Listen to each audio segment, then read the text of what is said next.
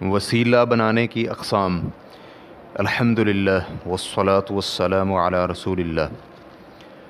سوال کیا گیا ہے وسیلے کی کون کون سی اقسام ہیں، رہنمائی فرما دیں۔ الجواب بعون الوہاب۔ وسیلہ بنانے سے چار میں سے کوئی ایک معنی مراد لیا جاتا ہے۔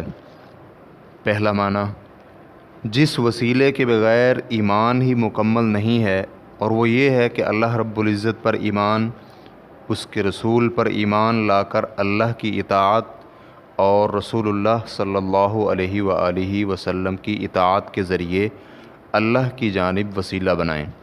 یہی وسیلہ قرآن پاک کی اس آیت سے مراد ہے، یا ایھا الذین آمنوا اتقوا اللہ وابتغوا الیہ الوسیلہ، اے ایمان والو اللہ سے ڈرو اور اس کی جانب وسیلہ تلاش کرو۔ سورۃ المائدہ آیت نمبر 35۔ اسی قسم میں اللہ رب العزت کے اسماء و صفات کا وسیلہ اور اسی طرح اپنے نیک اعمال کا وسیلہ دے کر اللہ سے مانگنا بھی شامل ہے۔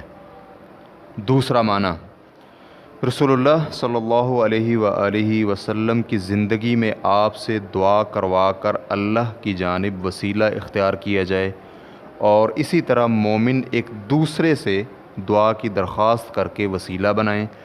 حقیقت میں یہ بھی پہلے معنی کے ہی تابع ہے، اور شریعت میں اس کی ترغیب بھی موجود ہے۔ تیسرا معنی، کسی مخلوق کی شان اور عزت و مقام کو وسیلہ بنائیں۔ مثلا یہ کہیں کہ یا اللہ، میں تجھے تیرے نبی کی عزت کا واسطہ دیتا ہوں، یا اسی طرح کی بات کہے تو وسیلے کی اس قسم کو بعض علماء کرام نے جائز قرار دیا ہے، لیکن یہ درست نہیں۔ ٹھوس اور یقینی بات یہی ہے کہ یہ حرام ہے، کیونکہ دعا میں صرف اللہ تعالیٰ کے اسماء و صفات کا وسیلہ جائز ہے۔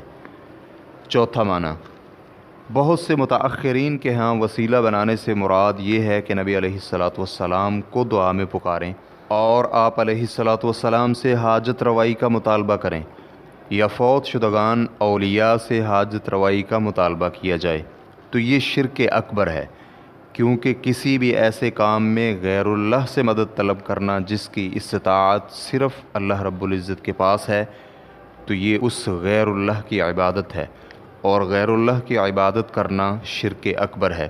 واللہ تعالی اعلم۔ اسلام QA ریکارڈنگز، مؤسسۃ الشیخ صالح المنجد، المملکۃ العربیۃ السعودیہ، فتویٰ نمبر 979۔ والسلام علیکم ورحمۃ اللہ وبرکاتہ۔